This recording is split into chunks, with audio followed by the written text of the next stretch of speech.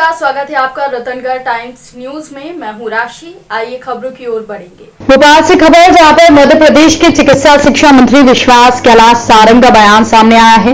उन्होंने कहा कि नमाज के लिए अलग से ट्रस्ट की मांग को लेकर कहा कि मध्य प्रदेश में इस तरह की कोई भी व्यवस्था नहीं बनेगी और ना ही इसकी जरूरत है।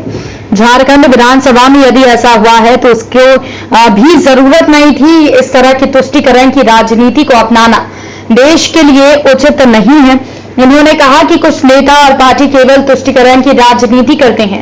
इस तरह की व्यवस्था मध्य प्रदेश में ना तो है और ना ही होगी।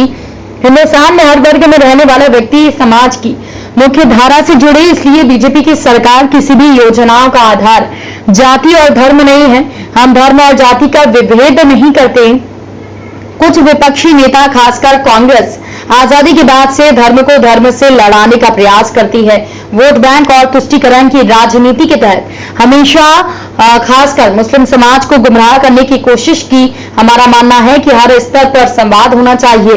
हमीदिया अस्पताल में हुए किडनी ट्रांसप्लांट को लेकर कहा कि प्रसन्नता की बात है कि कल गांधी मेडिकल कॉलेज में पहला किडनी ट्रांसप्लांट किया गया। सर्जरी करने वाली डॉक्टरों की टीम को बधाई दी है। डोनर जिन्हें किडनी ट्रांसप्लांट की गई है, दोनों ही स्वस्थ हैं। यदि सब कुछ ठीक रहा तो प्रदेश के सभी मेडिकल कॉलेजों में इसे विस्तारित किया जाएगा। गांधी मेडिकल कॉलेज की नई विंग में किडनी ट्रांसप्लांट के लिए 2 डेडिकेटेड ऑपरेशन थिएटर शुरू करने जा रही हैं। नई विंग में भी अलग यूनिट भी बनाएंगे जिसमें 40 बिस्तर की व्यवस्था करेंगे। साथ ही यूपी में विधानसभा में अलग से नमाज कक्ष की मांग पर मंत्री विश्वास सारंग ने कहा कि मध्य प्रदेश विधानसभा में अलग से नमाज पढ़ने के लिए कभी कक्ष नहीं दिया जाएगा। इस तरह की राजनीति नहीं चलेगी। ये देश के भविष्य के लिए ठीक नहीं है। मध्य प्रदेश में ना इसकी जरूरत है और ना ही कोई जगह दी जाएगी। मध्य प्रदेश विधानसभा में किसी भी तरह की व्यवस्था नमाज के लिए नहीं की जाएगी। हम सबके लिए प्रसन्नता की बात है और ये हमारी उपलब्धि है कि कल हमने गांधी मेडिकल कॉलेज में पहला किडनी ट्रांसप्लांट सफलतापूर्वक किया। कल मैं स्वयं गया था। जो डॉक्टर्स की टीम है जिन्होंने ये पूरा ऑपरेशन सर्जरी की, उनको मैंने बधाई दी। दोनों ही हमारे जो मरीज़ हैं, डोनर भी और जिनको ट्रांसप्लांट हुआ है, वो दोनों स्वस्थ हैं।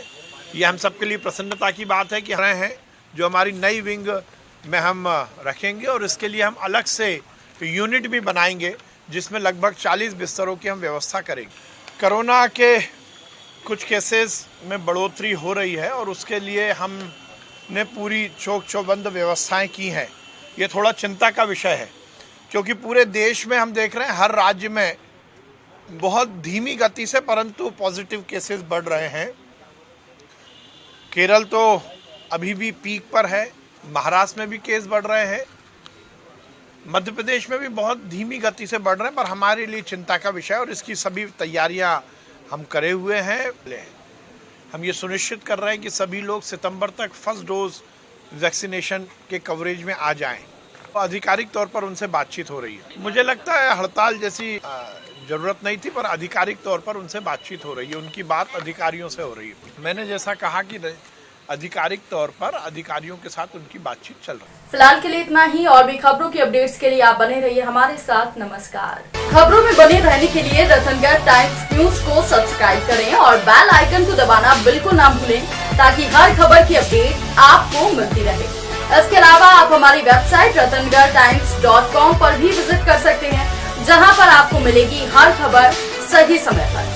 इसके साथ ही आप हमारे ऐप रतनगढ़ टाइम्स को भी डाउनलोड कर सकते हैं। प्ले स्टोर पर ये इजीली अवेलेबल आपको हो जाएगा और इस ऐप को डाउनलोड कर आप सही समय पर अपडेट्स पा सकते हैं।